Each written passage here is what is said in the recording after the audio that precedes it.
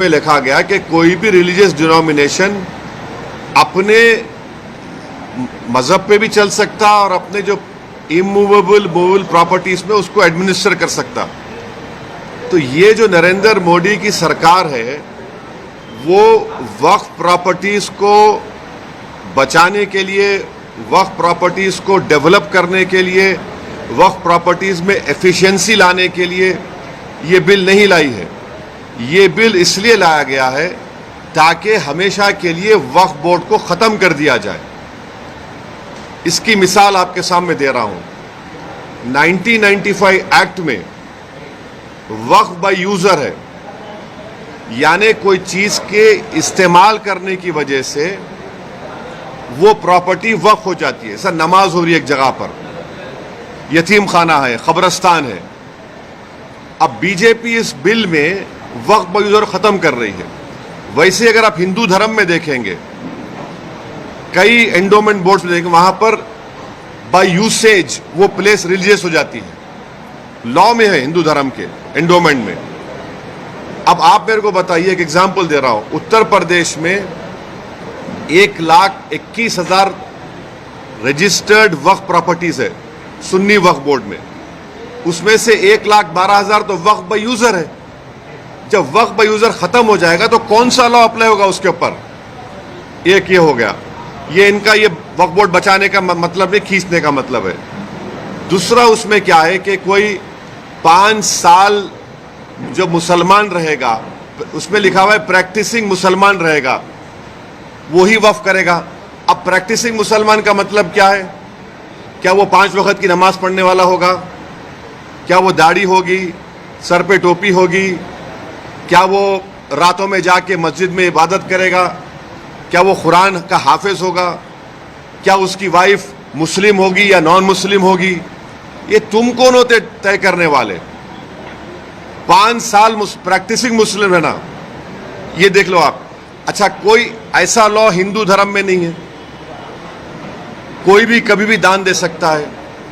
आप ये क्यों लेकर आए बताओ? आप कौन होते? मैं प्रैक्टिसिंग हूं नहीं हूं, मैं मुसलमान हूं। मेरे घर में झांक के देखेंगे नरेंद्र मोदी, या फिर 5 साल के बाद मोदी बोलेंगे आओ बेटा तुम मुसलमान सर्टिफिकेट लेकर जाओ। हाँ, तीसरा अब उसमें देख लो, तीसरा क्या है उसमें कि ये बोला जा रहा है कि कोई भी वक्फ प्रॉपर्टी जो गवर्नमेंट के कब्जे में है उसका फैसला कलेक्टर करेगा। अब आप मेरे को बताइए, कलेक्टर खुद गवर्नमेंट का होता है, एग्जीक्यूटिव का। क्या कलेक्टर अपने मामले में जज बन सकता है क्या? ये तो प्रिंसिपल्स ऑफ नेचुरल जस्टिस के खिलाफ है। भाई आप में मेरा झगड़ा होगा तो आप जज कैसे बनेंगे? तो कलेक्टर को इख्तियार दे रहे हैं कि कलेक्टर तय करेगा। अच्छा, फिर सर्वे कमिश्नर होता है जो सर्वे करता है प्रॉपर्टीज को, ये बोल दिया कि नहीं सर्वे कमिश्नर नहीं करेगा, कलेक्टर करेगा। सर्वे कमिश्नर एक अलग होता है डिपार्टमेंट, उसको खत्म कर रहे हैं। क्यों कर रहे हैं भाई आप उसको? फिर आप ये कर रहे हैं कि स्टेट वक्फ बोर्ड, सेंट्रल वक्फ काउंसिल में वहां पर सिर्फ एक नॉन मुस्लिम मेंबर होता है, मिनिस्टर होता है, बाकी के पूरे जितने कैटेगरीज है उसमें मुसलमान होता है। आप उसको खत्म करके मेजॉरिटी नॉन मुस्लिम को मेंबर बनाना चाह रहे हैं। स्टेट वक्फ बोर्ड में पूरे मुस्लिम मेंबर्स होते हैं, उसको आप क्या कर रहे हैं? आप उसमें से कम 8 या 9 नॉन मुस्लिम को अपॉइंट करना चाह रहे हैं। स्टेट वक्फ बोर्ड में इलेक्शन होता है मुतवल्ली कैटेगरी का, एमएलए एमपी कैटेगरी का और बार काउंसिल का, आप नॉमिनेट करेंगे। अच्छा, नॉमिनेट क्यों करना चाह रहे हैं? अगर आप वक्फ बोर्ड का एक्ट देखेंगे तो वक्फ बोर्ड में आपकी प्रॉपर्टी वक्फ है, मैं उसको डायरेक्ट मैनेजमेंट में 5 साल के लिए ले सकता हूं। जब मैं अपने लोगों को नॉमिनेट कर दूंगा उसमें तो मैं डायरेक्ट मैनेजमेंट ले लूंगा। इनकी नीयत खराब है उसमें। फिर आप ये कह रहे हैं कि कोई हिंदू वक्फ नहीं कर सकता। क्यों नहीं कर सकता हिंदू वक्फ? हिंदू वक्फ कर सकता है, वो मुतवल्ली भी बन सकता है, मगर आप हिंदू वक्फ नहीं कर सकता, उसको खत्म कर रहे हैं और हिंदू को मेंबर बनाना चाह रहे हैं आप। सेंट्रल वक्फ काउंसिल लेके देयर शैल बी, शेल का मतलब मैंडेटरी अंग्रेजी में, 2 मेंबर रहेंगे मिनिमम। फिर ये झूठा प्रोपेगेंडा बीजेपी की कि हम महिलाओं को बना रहे हैं, वो पढ़ते नहीं है। ऑलरेडी महिला का प्रोविजन है। क्या प्रोविजन है? अब ये बोल रहे कि 2 बनाएंगे। अभी जो प्रोविजन है एटलीस्ट 2, यानी 2 से बढ़ सकते, आप 2 कर दिए खाली उसको। वक्फ का एक ट्राइब्यूनल है, अब ट्राइब्यूनल में झूठा प्रोपेगेंडा करते हैं कि ये इसका डिसीजन फाइनल होता है। भाई एनजीटी ट्राइब्यूनल है, इनकम टैक्स का ट्राइब्यूनल है, रेलवे क्लेमेंट्स ट्राइब्यूनल है, ऐसे 14 ट्राइब्यूनल है जिनका डिसीजन फाइनल होता है, अपील नहीं कर सकते। भाई ट्राइब्यूनल के जजमेंट के बाद हाई कोर्ट में रिव्यू पिटीशन डाला जाता है। अपील करने से तो लाखों केस कोर्ट में है, और रिव्यू पिटीशन में हाई कोर्ट पूरा रिकॉर्ड मंगा सकता है, तो ये वक्फ के फेवर में नहीं है। फिर इसमें आपने एक कानून लेकर आए। अभी कानून क्या है कि अगर कोई वक्फ की जायदाद को चोरी से बेचता है, उसको 2 साल का रिगरस इम्प्रिजनमेंट, नॉन बेलेबल। अभी मोदी जी के दिमाग में ख्याल आया, क्या ख्याल आया कि तू वक्फ बोर्ड की जायदाद को बेच दे। मोदी है तो मुमकिन है, क्या मुमकिन है कि तेरे को 2 साल नहीं, सिंपल इम्प्रिजनमेंट, तेरे को बेलेबल हो जाएगा। तो वक्फ के मफाद में क्या हो रहा है? ट्राइब्यूनल है वक्फ का ट्राइब्यूनल, उसमें एक डिस्ट्रिक्ट जज सीजे अपॉइंट करते हैं हाई कोर्ट के, एक इस्लामिक नॉलेज का जानकार और एक एमिनेंट पर्सन। अब आप क्या करते हैं? रिटायर्ड डिस्ट्रिक्ट जज, रिटायर्ड गवर्नमेंट एम्प्लॉय, कैसे होगा? फिर अगर आपकी कोई वक्फ की प्रॉपर्टी है, मैं जाके कंप्लेन करता हूं कि ये वक्फ नहीं है, तो collector will order an inquiry. अच्छा, पेंडिंग इंक्वायरी और प्रॉपर्टी विल नॉट बी वक्फ की एक्ट में बोल रहे, बिल में बोल रहे, and there is no time limit for that inquiry, and the collector will do the inquiry as he deems fit. इसका क्या मतलब? यानी आपके प्रॉपर्टी को मैं कंप्लेन कर दिया कि वक्फ नहीं है, तो कलेक्टर साहब 10 साल ले लेंगे, तब भी वक्फ नहीं रहेगा, वो अपने कंट्रोल में, उनके कंट्रोल में आ जाएगा। तो ऑल इन ऑल अगर आप देखेंगे, इस बिल में वक्फ प्रॉपर्टीज के एफिशिएंसी के लिए नहीं बनाया गया है, ये वक्फ प्रॉपर्टी को खत्म करने के लिए बनाया गया है। अब हिंदू मेंबर्स को या नॉन मुस्लिम मेंबर्स को अपॉइंट कर रहे हैं। भाई आप उत्तर प्रदेश में जाइए, उत्तर प्रदेश में जो काशी बोर्ड है, वहां पर तो क्लियर लिखा हुआ है कि he has to be Hindu. अगर वो हिंदू धर्म छोड़ेगा तो मेंबरशिप चले जाएगी। फिर आप देख लीजिए जाकर, आप ये जो आपका तमिलनाडु का एक्ट है, तेलंगाना का इंडोमेंट एक्ट है, आंध्रा का है, उड़ीसा का है, इसमें सब लिखा गया कि only Hindu will become the member. अच्छा, हिंदू की परिभाषा क्या है संविधान में? हिंदू, सिख, बौद्ध और जैन, मगर इन मंदिरों में सिर्फ हिंदू बनेगा मेंबर। अब मिसाल के तौर पर मुंबई में ट्रस्ट में है आपका कौन सा मंदिर?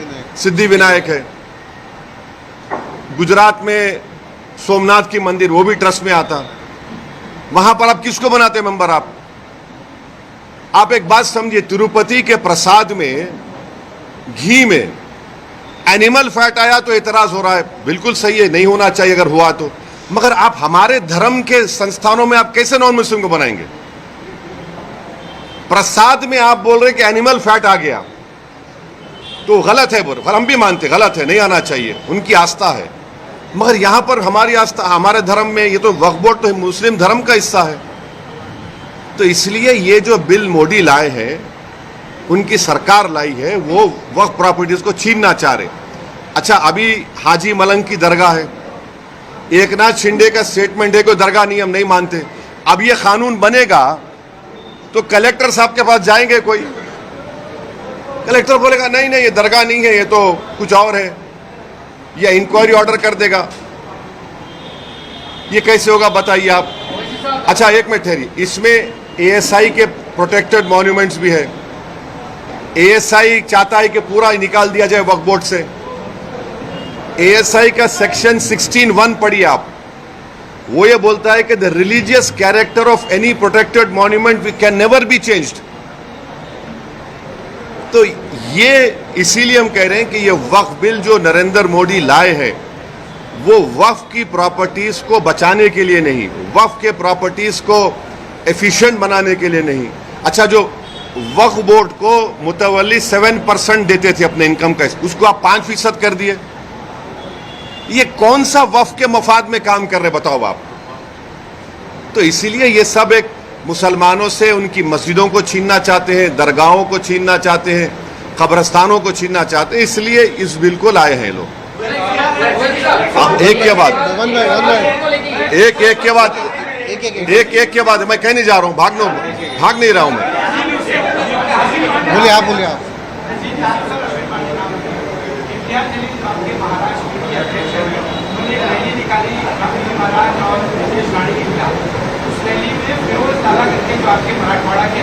कौन? हाँ,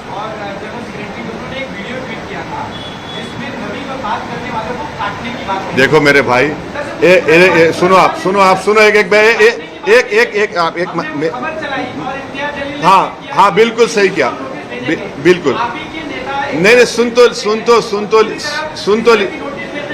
अरे भाई साहब, आपका जो ऑर्गेनाइजेशन का जो झगड़ा है सेबी के मैडम से, झगड़ा करो ना उससे। अरे सुन तो, अरे मेरे को जवाब देना मेरा काम है। तुम नहीं, आप देखिए, हम जवाब देंगे, आप जवाब नहीं देंगे। आप सवाल कर लिए, सुनो अभी। आप जैसा चाह रहे नहीं दूंगा मैं। आप मोदी है क्या? नहीं है ना मोदी, आप तो रुक जाइए। आप मोदी तो नहीं है ना, मेरे पीछे ईडी सीबीआई तो नहीं भिजाएंगे ना आप। सुनिए, मेरा जवाब यह है कि आप लोग झूठ चलाए, आपका झगड़ा सेबी से है। अब मैडम, अरे मेरा नहीं, उंगली मत दिखाओ, ऐसा मत दिखाओ। नहीं, आप जर्नलिस्ट है, मैं आपको बिल्कुल, वो झूठ है। हम बोल रहे तो नहीं, हम आपको बोल रहे झूठ है वो। आपको अब सुन तो लीजिए, इंडिया टीवी के रजत शर्मा ने तारीफ की इसकी। अब आपको पसंद नहीं आ गया बोलना, अरे बोल रहा हूं। इंडिया टीवी के रजत शर्मा ने कहा कि इम्तियाज जलील ने कलेक्टर को रिप्रेजेंटेशन दिया, बाज नौजवान जज्बात में थे। इम्तियाज जलील ने कहा कि खत्म किस्सा। ये और रजत शर्मा जी ने अपने इंडिया टीवी पर कहा कि बहुत अच्छा किया उन्होंने। ये क्या, आप तो तारीफ भी करो। इतना बड़ा मजमा आया, महाराष्ट्र की तारीख में ये सबसे बड़ा मुसलमानों का प्रोटेस्ट था। सुन तो लीजिए, शायद आपकी पैदाइश से पहले एक प्रोटेस्ट मुंबई में हुआ था शाबानों के वक्त, उतना ही बड़ा प्रोटेस्ट हुआ। लोग ये कह रहे थे कि लोग नहीं आएंगे, 10,000 गाड़ियों से पूरे महाराष्ट्र से लोग निकल कर आए। पीसफुल प्रोटेस्ट था, पीसफुल प्रोटेस्ट में बात हुई और वो बात हम रखे। अब रहा सवाल, सेकंड प्रोटेस्ट भी होगा, मुंबई में होगा। अगर हमारे डिमांड्स को महाराष्ट्र सरकार नहीं मानेगी तो आजाद मैदान में परमिशन लेकर हम यह प्रोटेस्ट करेंगे और ये प्रोटेस्ट जारी होगा।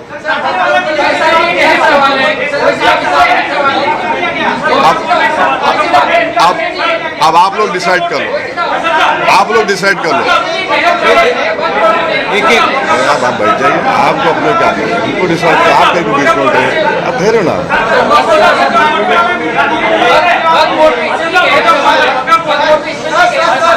सवाल है कि निशिकांत दुबे एक एमपी है जिन्होंने जेपीसी के चेयरमैन को लेटर लिखा है।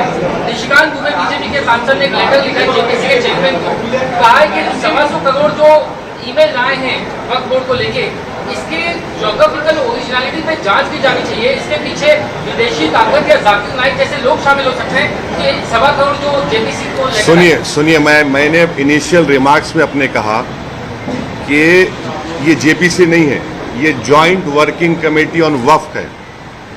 Joint working committee on Waqf amendment bill में जो भी होता है, जो भी निर्णय होगा, वो हम पब्लिकली नहीं बोल सकते, वो हम पार्लियामेंट रूल्स प्रोहिबिट करते।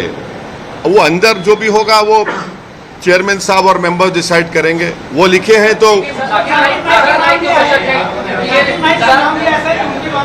ये देखिए, मैं आपको बता रहा हूं, पार्लियामेंट की स्टैंडिंग कमेटी हो, पार्लियामेंट की सेलेक्ट कमेटी हो, पार्लियामेंट की ज्वाइंट पार्लियामेंट्री कमेटी हो, पार्लियामेंट की ज्वाइंट वर्किंग कमेटी हो, पार्लियामेंट की बिजनेस एडवाइजरी कमेटी हो, इन तमाम कमेटीज में जो भी अंदर जो होता है वो हम नहीं बोल सकते। आप मेरे को चाह रहे हैं कि कोई लेटर लिखा चेयरमैन को, वो कमेटी का हिस्सा हो गया। अभी हम उसको कमेटी में बात करेंगे या नहीं करेंगे, वो कमेटी का चेयरमैन तय करेगा, हम तय करेंगे। उत्तर प्रदेश सरकार ने योगी सरकार ने होटलों और रेस्टोरेंट के जो मालिक है, मैनेजर है, उसका नाम लिखने कहा है। कल ही ऑर्डर आया है, क्या कहेंगे? एक ऑर्डर तो आ गया सुप्रीम कोर्ट का, एक ऑर्डर तो सुप्रीम कोर्ट का आ गया, अब ये जो ऑर्डर निकाले हैं उसको मुझे देखना पड़ेगा, पढ़ना पड़ेगा, तभी उस पर कोई मैं रिएक्शन दे पाऊंगा। सर वक्फ अमेंडमेंट जो है आप सर वक्फ अमेंडमेंट बिल को लेके आप उसकी मुखालफत क्यों कर रहे हैं? क्योंकि वक्फ के अंदर अमेंडमेंट होना चाहिए, क्योंकि बहुत सारी ऐसी वक्फ की जायदाद है जिनके ऊपर कब्जा हुआ है और जो दूसरों के पास है, तो क्या amendment होना चाहिए कि नहीं होना चाहिए? तो सुनिए, अभी देखिए, नहीं आप अच्छा आप सब पूछ लीजिए, आप वहाँ वक्फ बोर्ड की जो आप बता रहे कि वक्फ बोर्ड में बदलाव नहीं होना चाहिए, तो वक्फ बोर्ड जो रहे अभी तक का जो वक्फ बोर्ड बना, या ट्रिब्यूनल बना, उसके रहते हुए सिर्फ बिजनेस में सिर्फ बिल्डर में अपने जो है पैसे कमाए, ना ही कि एक आम मुसलमान को कोई फायदा हुआ वो वक्फ की जमीनों से। अंबानी एक जो जिस पे एक नोटिस आएगी जो इतना दुनिया का सबसे बड़ा घर बना चुका है, उस पर आपका क्या कहना? आप लोगों को गलत फहमी है कि वक्फ प्रॉपर्टी से या जो मुतवल्लियों से पीपल एट अवामुन्नास को एट लार्ज पब्लिक फ़ायदा नहीं हुआ। मेरी आपसे गुजारिश है कि कभी गुलबर्गा को जाइए। गुलबर्गा में जो उस ख्वाजा बंदा नवाज के जो सज्जादे हैं मोहम्मदुल हुसैनी रहमतुल्लाह अलैह, उन्होंने अपनी ज़िंदगी में आज से 50 साल 55 साल पहले उन्होंने एक स्कूल शुरू किया था और मुसलमान लड़कियों को तालीम दिलाने के लिए वो बंडी में, बैल बंडी में पर्दा लगाकर वो बंडी हर मुस्लिम घर को जाती थी ताकि वो मुस्लिम बच्चियां उसमें बैठकर आकर स्कूल में पढ़े। फिर उन्होंने स्कूल कायम किया, इंजीनियरिंग कॉलेज कायम किया, मेडिकल कॉलेज कायम किया। ऐसा आपको नेगेटिविटी मत दिखाइए, ये एक है। दूसरा ये है कि वक्फ बोर्ड को समरी एविक्शन पावर्स नहीं है।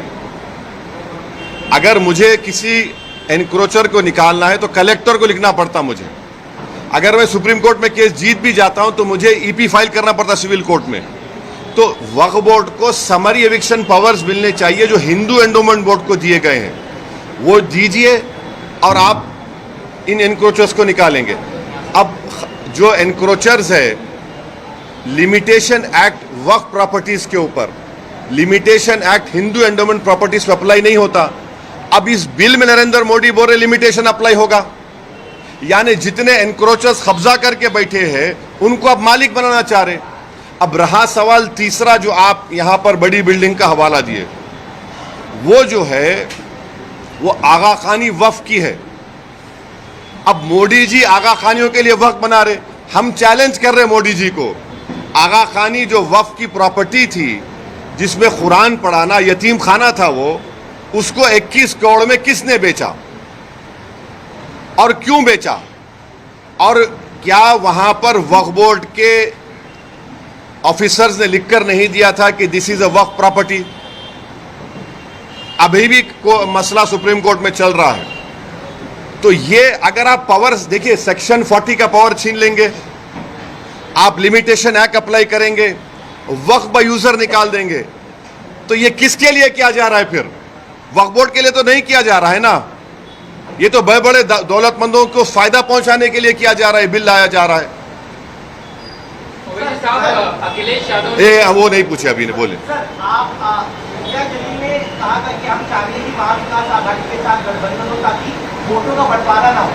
इसके ऊपर महाविकास आघाड़ी की तरफ से कहा गया है कि अगर आप गठबंधन करना चाहते हो तो लेकिन प्रस्ताव दीजिए, खड़गे जी से बात करें, उद्धव जी से बात करें। एक बात आप बात करना चाहेंगे? इम्तियाज जलील साहब ने लिखकर एक प्रस्ताव भिजाया है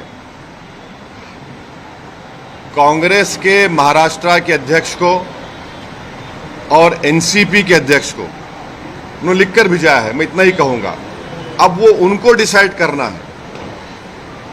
इससे जुड़ी हुई एक बात आपसे करना चाह रहा हूं, जो इम्तियाज जलील की लीडरशिप में जो प्रोसेशन, जो गाड़ियों का काफिला औरंगाबाद से निकला, उसमें तो इम्तियाज जलील ने हर जिले के कांग्रेस, राष्ट्रवादी और समाजवादी, इन तमाम के जिले के लीडर्स को से उनके बड़े बड़े अध्यक्ष को लेटर लिखा कि आप आइए, इसमें आप आकर इसको ज्वाइन करिए, ये कोई पॉलिटिकल प्रोटेस्ट नहीं है, आप इसमें शामिल हो जाइए। कोई नहीं आया। भाई इतने एमएलए, मुस्लिम एमएलए जीत कर आए कांग्रेस पार्टी से, उनको आना चाहिए था। भाई ये तो एमआईएम का फंक्शन नहीं था, ये तो जो उस शख्स ने हमारे प्रॉफेट मोहम्मद सल्लल्लाहु अलैहि वसल्लम के खिलाफ जो अनाप शनाप बकने की कोशिश की, और फिर एक बीजेपी का एक विधायक है जिसने अनाप शनाप भाषण दिया, उसके खिलाफ एक प्रोटेस्ट हुआ था। अब उसमें भी नहीं आते। तो मैं अब फिर से उनसे रिक्वेस्ट कर रहा हूं कि अब जब सेकेंड फेज ऑफ प्रोटेस्ट होगा महाराष्ट्र में, मुंबई में, उसमें आप लोग आइए, आप लीड करिए, हम आपके पीछे खड़े होने तैयार हैं। ये तो नामूस रिसालत का मसला है ना। ये तो प्रॉफेट मोहम्मद सल्लल्लाहु अलैहि वसल्लम के खिलाफ जो किसी ने बकवास बकने की कोशिश की, तो ये उनको देखना, जनता देख रही है इन लोगों को। आप आ ही नहीं रहे प्रोटेस्ट में। और जो लोग बोल रहे थे प्रोटेस्ट वायलेंट होगा, वायलेंट होगा, उनको तो चुल्लू पर पानी में डूब मरना चाहिए, बेशर्मों को। वो जो प्रोपेगेंडा कर रहे थे कि वायलेंस हो जाएगा, वो हो जाएगा, ये हो जाएगा, अरे बेशर्मी की हद कर दिए, झूठ की हद कर दिए। 10,000 गाड़ियां निकली और 10,000 गाड़ियों में से पूरे पीसफुल गए। एक दो जगह पर उनको आईने फोड़े गए गाड़ी के, फिर भी हम लोग प्रोवोक नहीं हुए। मैं सलाम करता हूं, मैं तो सलाम करता हूं उन तमाम लोगों को जो सिर्फ प्रॉफेट मोहम्मद सल्लल्लाहु अलैहि वसल्लम के बारे में जिस शख्स ने बकवास बकी और रूल ऑफ लॉ के अपहेल्ड करने के लिए संविधान को तिरंगा लेकर निकले, इन लोगों नहीं आते। तो अब मैं क्या करूं इसके बारे में? मगर जनता देख रही है, दुनिया देख रही है। आप ये बात एक आता हूँ आप। हाँ, हम भी डटे हुए हैं। हम कहाँ डटे हुए नहीं है? आपको क्या लग रहा है? जितना हम डटे हुए हैं उन तो वो तो हटे हुए हैं, वो तो डरे हुए हैं, हम तो डटे हुए हैं। हाँ, अभी उनका सवाल हो जाए, सवाल हो जाए। आगामी विधानसभा चुनाव के संदर्भ में आपकी कुछ रणनीति है क्या? आने वाले दिनों में आप आज आए हैं महाराष्ट्र? नहीं, अभी तो हमने हमारे मुंबई के अध्यक्ष रईस लश्करिया साहब के विधानसभा में आज हमारी जनसभा है। हमने इनका नाम डिक्लेयर कर दिया, इम्तियाज जलील का नाम डिक्लेयर कर दिया। हमारे 2 MLAs हैं, मुफ्ती इस्माइल और फारूक शाह दूलिया से। फिर शोलापुर से हमने फारूक का नाम डिक्लेयर किया। और भी नाम डिक्लेयर करना है हमको, और वो नाम डिक्लेयर करेंगे अभी हम। नहीं, एक मिनट, वो नहीं पूछे ना, वो पूछे। मजलिस में आने वाले इलेक्शन में कितनी सीट से पार्टिसिपेट करेगी? और आपका प्रोटोकॉल बोलता है कि मुंबई अध्यक्ष लीजिए या तो फिर सीट लीजिए। हम फैयाज खान के साथ में आपने वो दिया किसका? वही सवाल था कि मजलिस जो है मुसलमानों को मुत्तहिद करने की बात करती है, और ग्राउंड लेवल पे ऐसा नहीं लगता है कि आपसे और ग्राउंड लेवल पे जो तालमेल है वो है। मिसाल के तौर पे हारिस पठान को लेकर जो है आपके खुद के मुंबई में नाराजगियां बहुत ज्यादा है। हाँ। पिछले कुछ 15-20 दिन पहले कुछ ऑफिस में भी जो है इस तरह की नाज़िम अल्फाज का इस्तेमाल किया गया था। तो मैं जानना चाहता हूँ कि वजह क्या है कि आपका ग्राउंड आपके घर में नाराजगी नहीं है? एक मिनट ठहरिए। अच्छा, तुम्हारे घर में नाराजगी नहीं है तुम्हारे खिलाफ? भाई, अरे तुम बोले तो दो ना, तो तुम आके बैठो तो मैं उधर आता हूँ। आ जाओ इधर। तुम्हारे घर में नाराजगी नहीं है ना? हर घर में नाराजगी होती है, तो उसमें क्या है? घर है अपना। तो अरे भाई, बहुत जमीन पे लगाव है, जमीन पे चल रहा है काम, फिक्र मत करिए। नहीं, ना नहीं, एक मिनट। अब मुंबई में कई मरतबा आता हूँ, कई मरतबा अपने कार्यकर्ता से मिलता हूँ, आप लोगों से बच के निकल जाता हूँ। इसका यह मतलब तो नहीं है कि हम नहीं मिल रहे हैं, आते हैं, मिल रहे हैं, काम हो रहा है। यकीनन इस बात का मैं इकरार कर रहा हूं कि there is always a room for improvement. हम इम्प्रूवमेंट करेंगे और अच्छा करेंगे, मगर ये बोलना कि बिल्कुल ही नहीं, ऐसा नहीं है। ओवैसी साहब, एक सवाल ये जानना चाहता हूँ कि अखिलेश यादव ने ये आरोप लगाया है कि उत्तर प्रदेश में बाई इलेक्शन होने वाले हैं, उससे ठीक पहले योगी गवर्नमेंट वोटर्स लिस्ट में से मुसलमानों के नाम काट रही। एक ये सवाल, और दूसरा सवाल जम्मू कश्मीर चुनाव में लेना चाहता हूँ, जिसमें बीजेपी पहले एक सवाल हो जान दीजिए। नहीं, मैं नहीं, कहाँ भाग रहा हूं मैं? अखिलेश यादव वाला से पहले नहीं, अगर नाम काट रहे हैं तो नाम दलाइए ना। आप डेट ऑफ पोलिंग आने तक नाम दला सकते हैं, आप नाम दलवाइए। आप रो क्यों रहे हैं? आप नाम दलवाइए। अगर आपके नाम का बीजेपी नाम डाल रही है डिलीशन का, तो आप डालिए उनका नाम। कौन रोक रहा है आपको? आप डालिए नाम। और इलेक्शन कमीशन को रिप्रेजेंटेशन भिजाइए, मीडिया को दीजिए कि कहां पे कौन सी 10 विधानसभा में चुनाव हो रहा है बाई इलेक्शन का, कहां से नाम काट रहे हैं वो दे दीजिए। मीडिया को बोल दीजिए कि इस विधानसभा में इतने नाम काटे गए मुसलमानों के, मगर नाम डलवाइए आप और करिए वो। सर मजलिस अब वो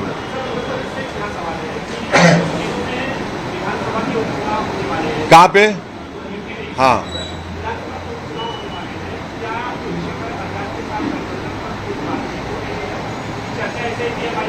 नहीं, इस सवाल का जवाब जो है हमारे उत्तर प्रदेश के अध्यक्ष जनाब शौकत अली साहब आपको देंगे। सर एक सवाल है, वो भाई नहीं पूछे, वो आप वो पीछे आपके जो है मेरे सवाल का जवाब ही नहीं मिला। नहीं, जवाब दे दिए अब।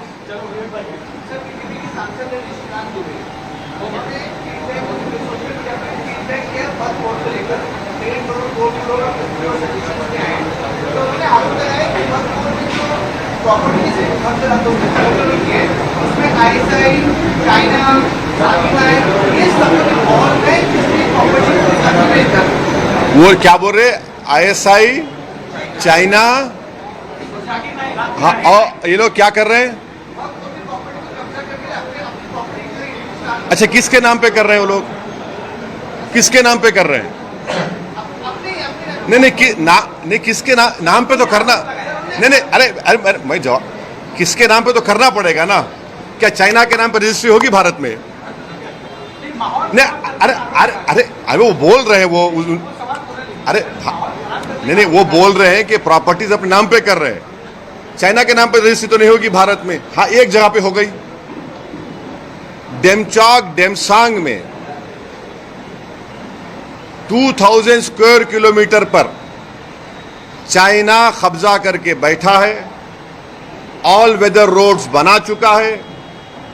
चाइना वहां पर जो स्ट्रक्चर्स बना रहा है अपनी आर्मी के लिए, ऑल वेदर, उसमें माने हीटिंग है, वहां पर खाने का इंतजाम है।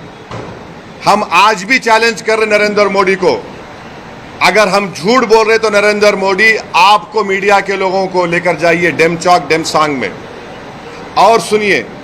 1 साल पहले एसपीज की कॉन्फ्रेंस हुई थी जिसमें लद्दाख के पुलिस कमिश्नर ने कहा था कि 65 पेट्रोलिंग पॉइंट्स में से 25 पेट्रोलिंग पॉइंट पर हमारी आर्मी और पैरामिलिट्री फोर्स वहां पे पेट्रोलिंग नहीं कर सकती। वो जो पिक्चर में तालाब दिखा था ना, वो मशहूर पिक्चर था, वो नाम याद नहीं आ रहा, मैं देखता नहीं हूं मैं, वो तालाब को आप नहीं जा सकते अभी। वो तालाब को खाली आपको टीवी में देखना पड़ेगा, आधा तालाब चाइना लेके चला गया। तो ये सुनिए, तो हमारे जो दोस्त लेटर लिखे हैं उनको तो डेमसांग डेमचौक के बारे में बात कर। अब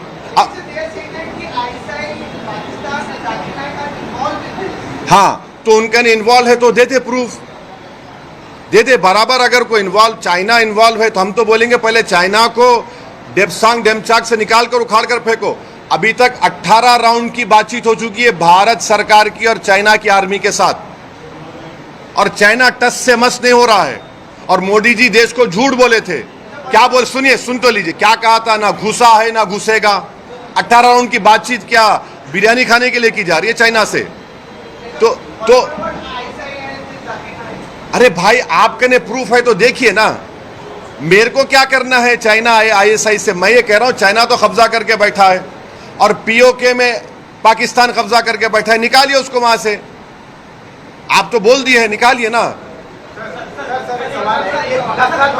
वो जो सवाल नहीं पूछे उनको पूछने दीजिए।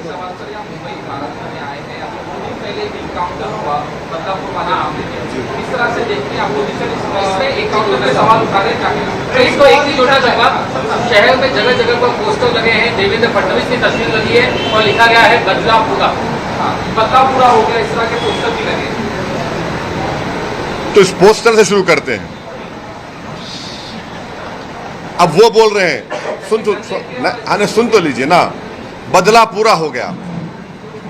तो सरकार इस बात को मान रही है कि कोर्ट से सजा नहीं दिलाएंगे, ऑनरेबल जज साहब सजा नहीं देंगे, हम बदला लेंगे। देखिए, ये जो बदला लेते हैं ना, ये जो लोग बदला लेने वाले होते हैं, ये गैंगस्टर माफिया होते हैं। संविधान में इंसाफ होता है, जस्टिस होता है, और कोर्ट के जरिए से उस खाती को जब सजा दी जाती है तो बदला नहीं होता, वो जस्टिस होता है। तो बदले और जस्टिस में फर्क है। आप बदले की बात कर रहे हैं, हम जस्टिस की बात कर रहे हैं। अगर ऐसा ही होगा जैसा पोस्टर लगाकर बदला ले लिए तो फिर कोर्ट को बंद कर दो। आप जितने पब्लिक प्रोसिक्यूटर उनको बोलो छुट्टी मनाओ, चौपाटी पे जाकर बैठ के एंजॉय करो। जज साहब को बोलो आपकी जरूरत ही नहीं है।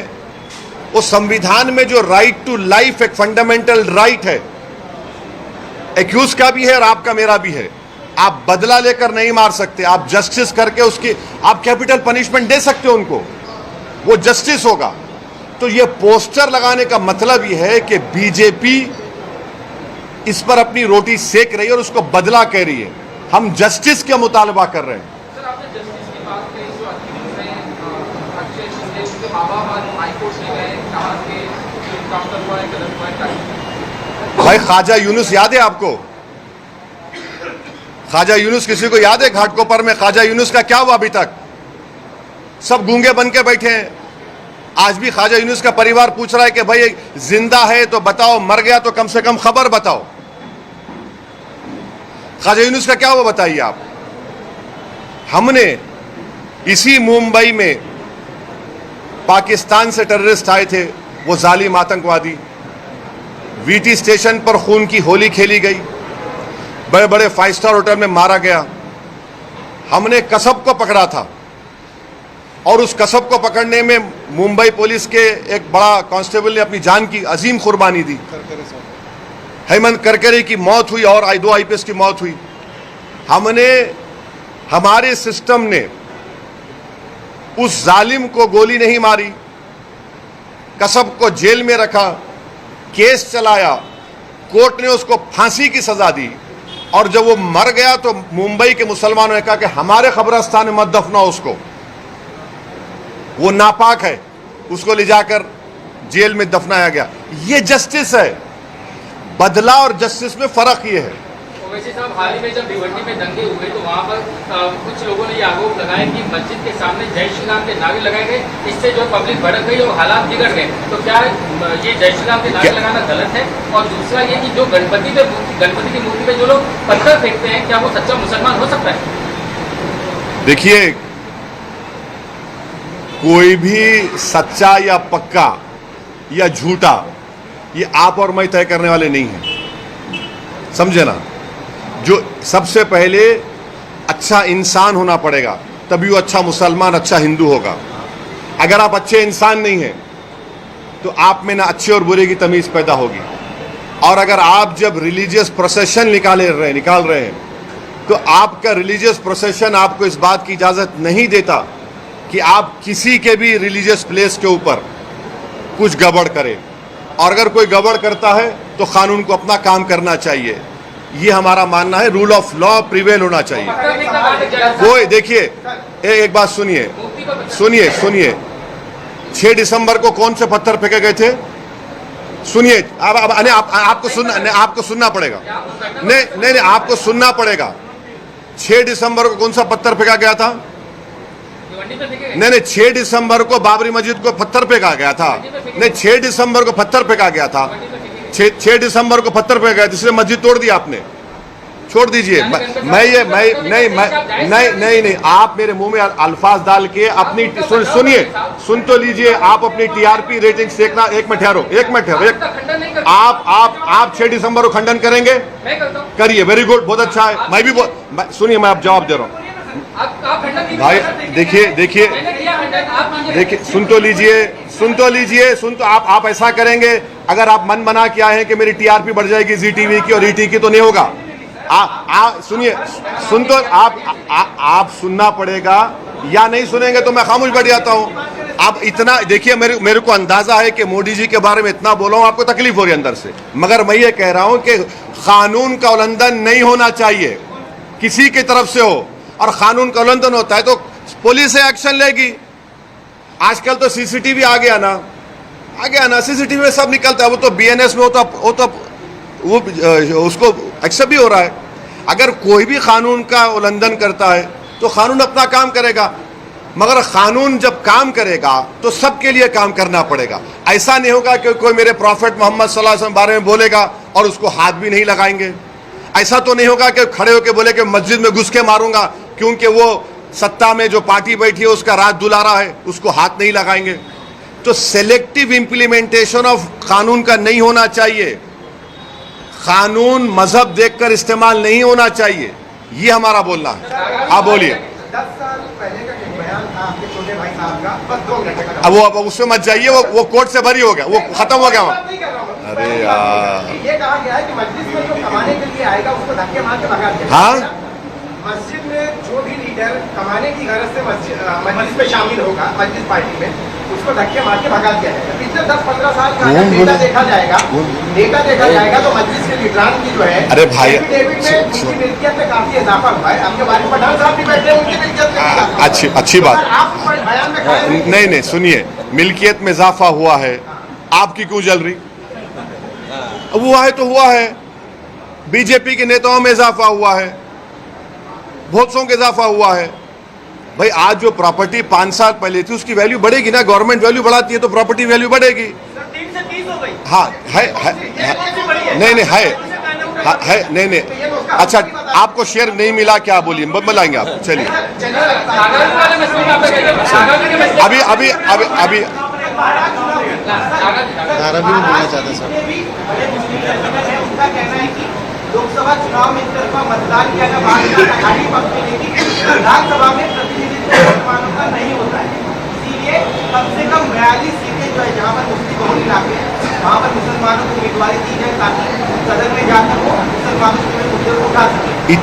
इतना बड़ा प्रोसेशन निकला जो नॉन पॉलिटिकल था, उसमें नहीं आ रहे ये लोग। क्या टिकट पूछ रहे? एक मुसलमान के लिए उसका जो दिल होता है वो प्रॉफिट मोहम्मद सल्लल्लाहु अलैहि वसल्लम होते हैं, उसमें इनके लीडर नहीं आना चाह रहे, उसमें तो अब क्या बोलेंगे इनको? अरे भाई तुम इतना बड़ा मसला है ये, उसमें आ जाते आप टिकट लेके क्या करेंगे? वैसे सर, धारावी वाले मुद्दे में क्या? धारावी में जो मस्जिद है वहाँ पे निर्माण कार्य हुआ और मस्जिद का कुछ हिस्सा एजेंसी के मुताबिक उसका निर्माण हुआ, इसको लेकर काफी हंगामा हुआ है और अब वहाँ पर कमेटी द्वारा कुछ कहा गया है कि वो तुरंत कार्रवाई करेंगे। इसको लेकर मार्केट का माहौल है। कमेटी बोल दी ना तो मैं क्यों बोलूंगा? कमेटी जब बोली है तो कमेटी से पूछो। कमेटी का कहना है कि पूरी धारावी में इलीगल अरे बात का हुआ है, सिर्फ मस्जिद को ही निशाना बनाया जा रहा है। जो कमेटी बोली है वो काफी है, उनसे पूछना पड़ेगा, मैं तो नहीं मालूम। मैं जब कमेटी बोली है तो उसमें अभी और क्या बोलेगा? राकेश राणे और बाबा रामगिरी को अपने गिरफ्तार नहीं किया गया है, क्या अपने सत्र में आपने मुद्दा उठाई? तो यही तो मैं बोल रहा था, हमारे जो भाई ईटी और जी के पूछ रहे थे, ये तो कानून का संविधान इनको यहाँ नजर नहीं आता, इनको नजर ही नहीं आता। ये पूछ क्यों नहीं रहे कि ये जो बकवास बकी गई उसके ऊपर पुलिस केस क्यों नहीं बुक हो रहा है? अरे पकड़ो ना, कोई दूल्हा तो नहीं है, हाथ में मेहंदी तो नहीं लगी हुई दुल्हन की तरह, भिजाओ उसको, उठा के लेके जाओ, जेल को भिजाओ, ले जाओ ना। एफआईआर हुआ है, एफआईआर लेके क्या करेंगे? बीएनएसएस में तो 15 दिन का टाइम है, जब एफआईआर इशू हो चुका है तो पकड़ो ना उसको, नहीं पकड़ सकते। देखिए महाराष्ट्र की पुलिस को ये लोग कमजोर कर रहे हैं बीजेपी वाले। महाराष्ट्र की पुलिस एक प्रोफेशनल फोर्स है और उस प्रोफेशनल फोर्स का ये लोग मजाक उड़ा रहे हैं। ये एक नहीं अनेक भाषण है उसके, क्यों बचाया जा रहा है? क्योंकि वो रूलिंग पार्टी का है। मस्जिद में घुस के मारेंगे, ये आपको नजर नहीं आता? पत्थर नजर आते खाली आपको? तो ये सिलेक्टिव इंप्लीमेंटेशन ऑफ लॉ क्यों हो रहा है? उसको पकड़ना चाहिए फौरन दोनों को, कोर्ट अपना काम करेगा। एक चुनाव को लेकर के एक सवाल है, प्रॉपर्टी आधार कार्ड देख के हुए चाहिए। कांग्रेस आघाड़ी जो है सीट सेलिंग को लेकर अभी तक मीटिंग चल रही है, लेकिन 6 सीटें हैं मुंबई में जहाँ पे मुस्लिम ज्यादा है, वहाँ वो सीटें ना कांग्रेस छोड़ने को तैयार है ना शिवसेना छोड़ने को तैयार है। हमें वो सीटें चाहिए, तो आप किस तरह से देखते? मेरा क्या, आप वहाँ पे अपने कैंडिडेट को किस तरह से देखते? नहीं देखिए वो क्या, मुस्लिम इलाकों में सुनिए, सिर्फ मुस्लिम इलाकों का सवाल नहीं है। एमआईएम पार्टी हर इलाके से अपने कैंडिडेट खड़ा करेगी। इम्तियाज जलील ने तो लिख कर दिया महाराष्ट्र के कांग्रेस के अध्यक्ष को, एनसीपी के नेता को, तो अब हम खड़ा करेंगे नहीं खड़ा करेंगे हमारी पार्टी तय करेगी, मगर वो क्या करेंगे उससे मुझे क्या करना है, उनकी पार्टी का इंटरनल मैटर है ना वो। ओवैसी साहब, चुनाव को लेकर एक सवाल है कि चाहे अजित पवार की पार्टी हो, चाहे एकनाथ शिंदे की पार्टी हो, चाहे हमने देखा कि ईद की छुट्टी को पोस्टपोन करने का मामला हो या यहाँ पे बुरखा बांटने का एक मामला हो, हर कोई जो है मुस्लिम वोटर्स को प्लीज करने में जुटा हुआ है। तो ऐसे में आगामी चुनाव में मुस्लिम वोटर्स जो है क्या वो इनकी बातों में आएगा, कहीं वोट करेगा अजित पवार की पार्टी हो चाहे वो एकनाथ शिंदे की। अब आप ये बोलिए, वो मस्जिद में घुस के मारूंगा, किसको खुश कर रहे? मुल्ला जी को खुश कर रहे हैं। वो प्रॉफेट मोहम्मद सल्लल्लाहु अलैहि वसल्लम शान में बकवास बक रहा है, मुझे खुश कर रहे हैं। आप लोग क्यों ऐसा सवाल करते हैं भैया? ये कहां खुश हो रहे हैं? बुलडोजर मुझ पे इस्तेमाल होता, कोई भी अनाप शनाप बक देगा, केस अरेस्टिंग नहीं होती उसकी। अपीजमेंट तो इनका हो रहा है ना, रूलिंग पार्टी से जो वापस था उनका अपीजमेंट हो रहा है, और मुंबई पुलिस का और महाराष्ट्र की पुलिस का मजाक उड़ाया जा रहा है। अपीजमेंट तो दूसरी तरफ हो रहा है, मेजॉरिटेरियन अपीजमेंट कर रही है बीजेपी और एकनाथ शिंदे की सरकार। थर्ड फ्रंट को लेकर क्या आप उसको देखते हैं? थर्ड फ्रंट महाराष्ट्र में कितना कारगर होगा? थर्ड फ्रंट को लेकर काफी चर्चाएं शुरू हो चुकी हैं। हाँ, चर्चाओं में हम भी हैं। सर, अकबर ओवैसी को आपने आपके छोटे उसको हमेशा मुंबई और महाराष्ट्र की राजनीति से दूर रखा है। क्या इस बार अकबर ओवैसी महाराष्ट्र के इलेक्शन के टाइम पे यहाँ पर आएंगे, आप उनको लाएंगे? MIM का कोई भी नेता किसी भी जगह से दूर नहीं होता है। काफी सालों से यहाँ पर नहीं भाई, उनकी सेहत बाज़-औक़ात साथ नहीं देती है। उनके ऊपर जानलेवा हमला हुआ था, तो उससे उनके सेहत की ठीक नहीं होने की बिना पर समर आएंगे, वो जरूर कैंपेन करेंगे, हर जगह करेंगे महाराष्ट्र में। फारिक पठान से बाइकल्ला से फारिक पठान को टिकट आप देंगे? दो का नाम अनाउंस किया आपने, फारिक पठान का नाम अभी तक आपने अनाउंस नहीं किया। आपको शाम में अपन मिल रहे ना, बात करेंगे इस बारे में। हरियाणा में और जम्मू कश्मीर विधानसभा निवडणूक में क्या होगा लगता है? मुझे लगता है कि हरियाणा बीजेपी हारेगी, इंशाल्लाह जम्मू कश्मीर भी हारने के मौक़िफ़ में है। तो लड़ाई जम्मू कश्मीर में मेरी राय है कि जम्मू में होगी। बीजेपी अगर जम्मू में हार गई तो खत्म, मामला टाइटे हो गया। थक गए आप लोग?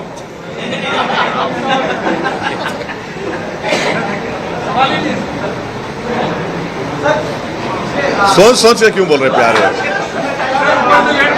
SMS आया क्या? पूछ ले, बोल के पूछे। आज आप फुर्सत में लग रहा है। नहीं, जाना है हमको हमारे ऑफिस को, जाने का ही है। मेरे को हाथ दबा रहे मेरा, चलो चलो बोल के। सर, फिलिस्तीन के खिलाफ एहतजाज करने से महाराष्ट्र में या इंडिया में मनाही है, मगर मोदी जी फिलिस्तीन में जाके वहां पर रुक जताते हैं, क्या कहना? नहीं, अभी तो यूनाइटेड नेशन में महमूद अब्बास से हेलो या हबीबी बोल कर आए हैं, हाथ मिला है महमूद अब्बास से मोदी जी। आपने नहीं देखा फोटो? मिले हैं ना। और इंडिया शुरू से पैलेस्टाइन की ताईद में खड़ा है। यहाँ पर सर एहतजाज करने में क्यों मना किया जाता है? अब नहीं मालूम क्या तकलीफ है, नहीं क्या तकलीफ है मेरे को नहीं मालूम। हम तो भारत शुरू से, चाहे महात्मा गांधी से हो, पंडित नेहरू हो, जितने बड़े बड़े प्राइम मिनिस्टर थे, खुद हमारी मोदी के ये सरकार ने फ़लस्तीनियों के लिए एड भी भिजाया है। वो बोलते हैं कि हम 2 स्टेट का फाइल भी हैं। ये नहीं पूछे, ये नहीं पूछे।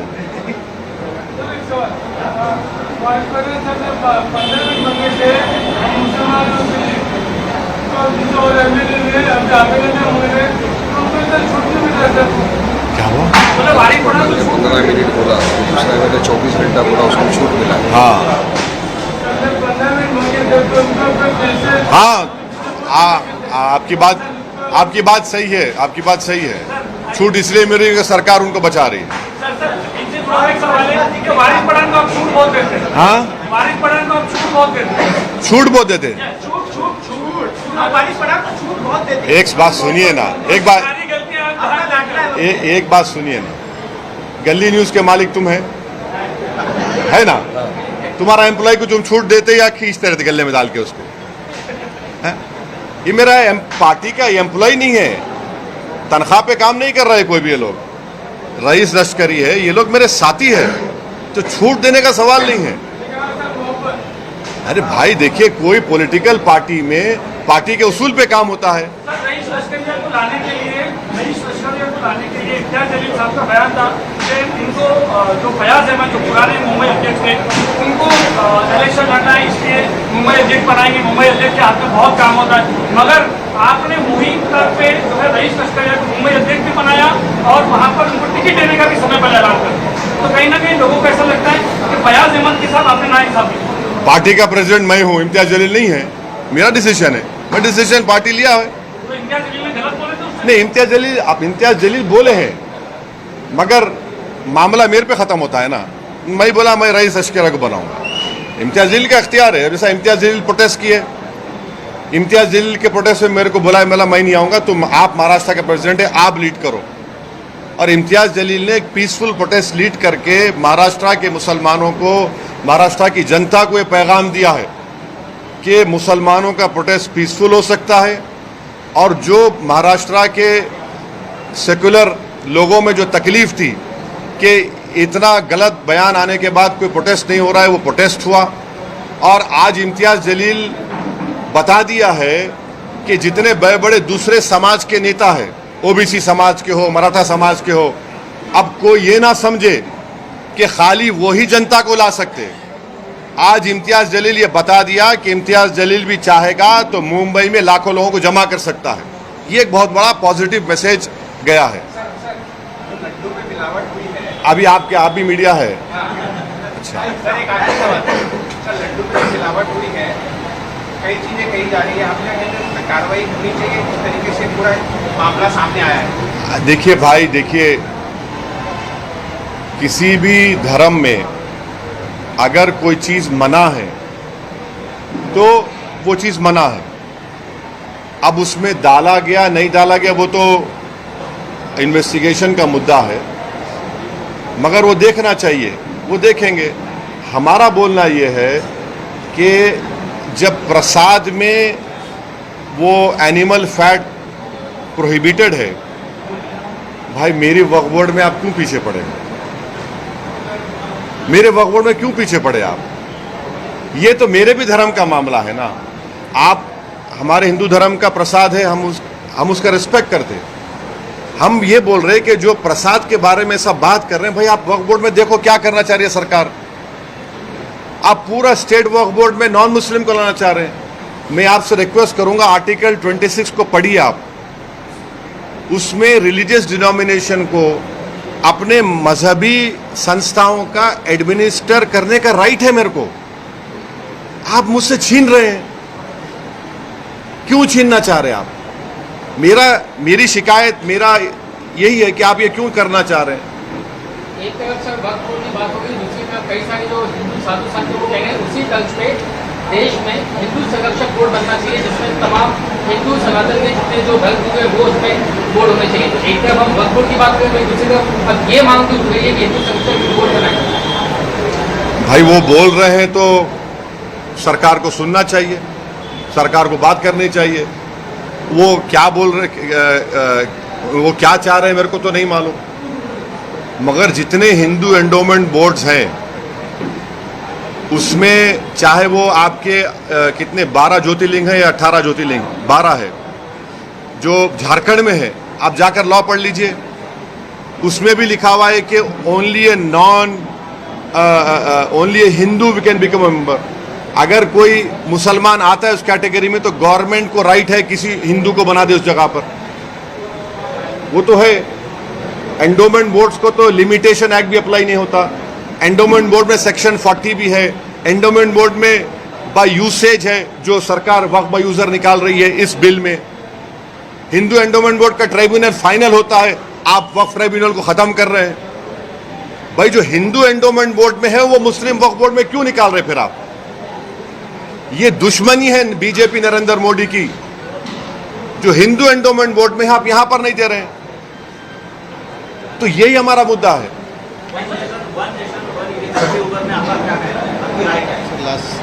ये आखिरी है ना, बस कर देना, बस फिर शाम में कुछ नहीं होगा। नीतीश राणे ने कहा है कि रैली को देखते हुए कहा कि इतने पोहे तर आम्ही रोज सकाळी नाश्ते खातो, यानी इतने लोग आए तो मैं सुबह नाश्ते में खाता। क्या कहना बात करते हैं क्या?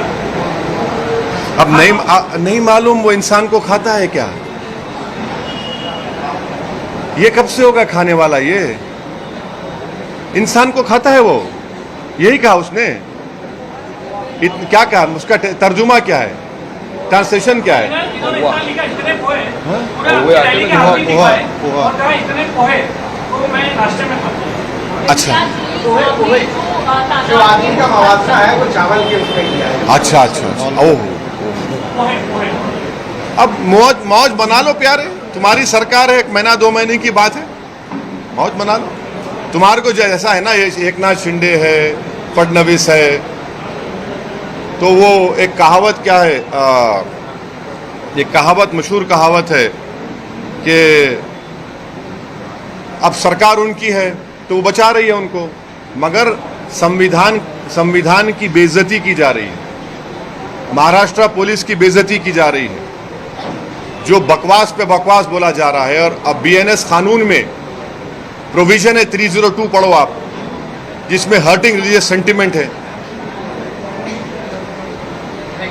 Thank you.